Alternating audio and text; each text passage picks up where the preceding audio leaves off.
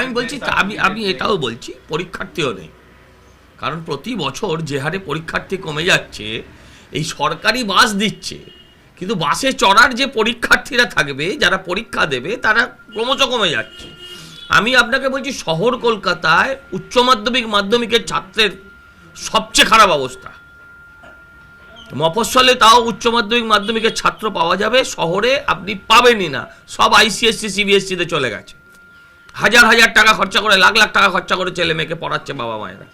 অথচ অবৈতনিক শিক্ষা ব্যবস্থা আমার পশ্চিমবঙ্গে, আমরা বড় হয়েছি, আমাদের মুখ্যমন্ত্রী এটার মধ্যে দিয়েই বড় হয়েছে। দুর্ভাগ্যের হলো এটাই সত্যি। কিন্তু এই যে আনফিট বাস বারবার দেখা যাচ্ছে, মানে পরিবহন দপ্তরটা আছে রাজ্যে, পরিবহন দপ্তর আনফিট, সরকারের কোন পোর্শনটা ফিট? সরকারের কোন পোর্শনটা ফিট? পাগলের সরকার, মাথা থেকেই গন্ডগোল শুরু। হ্যাঁ, সর্বত্রই আনফিট, এবং এই বাসগুলো তো আনফিট বাস, সেই জন্য এদেরকে বসিয়ে রাখা হয়েছে। আজকে তেল ভরে ঝেড়ে পুছে আজকে রাস্তায় ঘোরাবে, কোনো প্রয়োজনীয়তাই নেই। এগুলো হচ্ছে আইওয়াস খবর, আর কিছু না। আনম্যাপ যে ভোটাররা ছিল তাদের জন্য এবার ফিল্ড সার্ভের সিদ্ধান্ত নিয়েছে কমিশন, যে একটি ফর্ম থাকবে যেখানে 5 জন বৈধ ভোটার তারা সাইন করবেন, যেমন ভাবে বিএলও সুপারভাইজার তারাও করবেন, মানে এটা শেষ সুযোগ যারা ছিলেন। ব্যাপারটা জটিল থেকে জটিলতর হচ্ছে, এবং এই জটিলতার কারণ রাজ্য সরকার এবং তার দল। ব্যাপারটা যত তাড়াতাড়ি সুষ্ঠুভাবে সম্পন্ন হয় সেটাই সকলের কাম্য, কিন্তু রাজ্যের সরকারের সহযোগিতা ছাড়া এটা সুষ্ঠুভাবে সম্পন্ন হওয়াটাও মুশকিলের। হ্যাঁ, বরানগর, আমি প্রার্থী হয়েছিলাম ওখানে, জন্মানোর 2 দিন আগে বার্থ সার্টিফিকেট বেরিয়ে গেছে। জন্মানোর 2 দিন আগে তার বার্থ সার্টিফিকেট বেরিয়ে গেছে। আর 1 জানুয়ারির সংখ্যাটা প্রচুর, মানে একটা সালে দেখা যাচ্ছে কল্পতরু হতে চায় সবাই কল্পতরু হতে চায়, সবাই কল্পতরু হবে 1 জানুয়ারি। বার্থডেটা গুনতে সুবিধা হবে যে আমার কত বয়স হলো, কত দিন হলো। এগুলো সব বাঙালি ফ্যামিলি প্ল্যানিং করে রে ভাই, আজকে থেকে নাকি, দীর্ঘদিন ধরে পরিবার পরিকল্পনার ফসল এগুলো। হ্যাঁ, সেটাই ভোটার লিস্টে দেখা যাবে। তার মানে বুঝতে পারছেন তো কতটা দুধ আর কতটা জল। সব 1 জানুয়ারি জন্মাবে, 25শে বৈশাখ জন্মাবে, না 25শে বৈশাখ জন্মাবে না, উরুসের দিন জন্মাবে বেশিরভাগটা। হ্যাঁ, আপনি উরুসের কথা বলছেন, আজ থেকে হুমায়ুন কবির তিনি তার বাবরি যাত্রা শুরু করেছেন।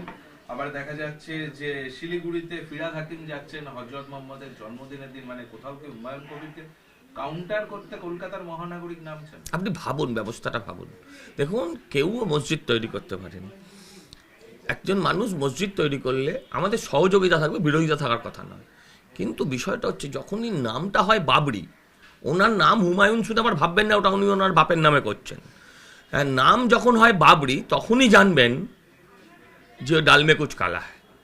উদ্দেশ্যটা হ্যাঁ যে একেবারেই অসৎ, এই নামের মধ্যে থেকে বোঝা যায়। ওখানে ঈশ্বর আল্লাহ কারোর জায়গা নেই, রাজনীতির জায়গা, ভেদাভেদ তৈরি করার জায়গা, নিজেদের মধ্যে ডিফারেন্স তৈরি করার জায়গায় ছাড়া কিছু না।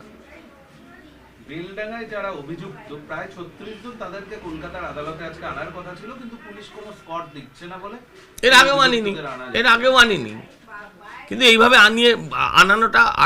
আনাটা বন্ধ রাখা বেশি দিন যাবে না, এভাবে বেশি দিন যাবে না। মানে সরকারের মানসিকতাটা আপনাদের কাছে নিশ্চয়ই পরিষ্কার যে অপরাধীদের এনআইএর কবজায় যাতে থেকে কতটা দূরে রাখা যায়, কিন্তু এরকমভাবে কত দূর রাখা যেতে পারে, কতদিন রাখা যেতে পারে, এভাবে বেশি দিন চলা সম্ভব না। আমরা এতদিন দেখতাম যে মেসেজের মাধ্যমে, ভয়েস নোটের মাধ্যমে রাজনৈতিক দল প্রচার করতো, কিন্তু রাজনৈতিক দলের কর্মসূচি, মানে আপনাদের দলের তরফ থেকে অমিতাভ চক্রবর্তীর একটি ফোন যাচ্ছে যে আপনারা কি কি করছেন এখন, ঘরে ঘরে বৈঠক, মানুষের কাছে যাওয়া, এই বিষয় নিয়ে মানে এই পরিবর্তনটা কেন? আপনি আমাদের অনেক খোঁজ রাখেন, তার জন্য আপনাদের ধন্যবাদ। আর বিষয়টা হচ্ছে যে টেকনোলজি যখন উন্নত হচ্ছে তখন সেই টেকনোলজির সহযোগিতা নেওয়াই মানুষের কাজ। সেই টেকনোলজির সহযোগিতা আপনি নিয়েছেন, আমি আপনার সামনে বসে আছি ক্যামেরার সামনে, সরাসরি আপনার স্টুডিওতে গিয়ে রেকর্ডিং হচ্ছে। তো এখন আমাদের সাধারণ সম্পাদক পার্টি এবং যিনি অর্গানাইজেশনটা দেখেন, তিনি যদি কাউকে টেলিফোন করে জানতে চান তাহলে আপনাদের কোন কোন জায়গা ব্যথা, আপনাদের তো ব্যথা হওয়ার কোনো কারণ। কংগ্রেসে চলে গিয়েছিল, বলেনি তো যে 25% রেখে 75% ফেরত দিবি, তাহলে এটা খবর হতো। যে তৃণমূলে যেমন বলেছে 25 রাখবি 75 দিবি, অমিতাভ চক্রবর্তী ফোনে এটা বলেছে, তা তো বললেন, তাহলে ব্যথা কিছু। কংগ্রেসে গিয়েছিলেন Victor Imran Ali Ramos forward ব্লকের দীর্ঘদিন, এবং ফরওয়ার্ড ব্লক ওপেন একটা চিঠি দিচ্ছে যে সবাই দলে ফিরে আসুন, ভিক্টরের নাম নেতাজিও থাকলে ফিরে আসতেন, নেতাজিও থাকলে এই দলে ফিরে আসতেন। এখন এই দলগুলো মানে এদের আর প্র্যাকটিক্যালি কোনো অস্তিত্ব নেই এবং প্রাসঙ্গিকতাও নেই। কোনো মানুষ কোনো অপ্রাসঙ্গিক দলে কেন যাবে? আপনাকে এটা ভাবতে হবে। আমি ডাকলে চলে আসুন, ফিরে আসুন বললেই ফিরে আসবে?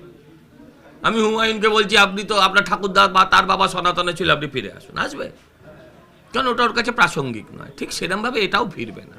ও যতই ভিক্টরকে ডাকো আর যাকেই ডাকো, কেউ ফিরবে না। কংগ্রেসের সঙ্গে সিপিএম এর জোট ভেঙেছে। কংগ্রেস জেলা সফরটা শুরু করলো প্রদেশ নেতৃত্ব বর্ধমান থেকে, যে বর্ধমান সাইবাড়ির ঘটনা এখনো মানুষের মনে দাগ কাটে। দাগ কেটে কি হবে? আপনি মাঝের দাগগুলো মুছে যাবে? সাইবাড়ির দাগ কাটাচ্ছেন, আর সাইবাড়ির যারা নায়ক তাদের সঙ্গে এতদিন আপনি লিভ টুগেদার করলেন, হ্যাঁ, এখন ছাড়াছাড়ি ব্রেকআপ হয়ে গেছে বলে আবার সাইবাড়ি উস্কে দেবেন। ওই বাড়িতে আর মানুষ নেই, মানুষ আর ওই পথে হাঁটবে না। ওসব ভুলভাল। এদের মানসিক স্থিরতা নেই। আসলে এরা তৃণমূলকেই প্রকৃত অর্থে সহযোগিতা করে নিজেদের দু একটা সিট বার করে নিতে চায়। এটা ঠিক। জোট হলে হ্যাঁ বেশ কিছু সিটে তৃণমূল হারত, মুর্শিদাবাদ এবং মালদা।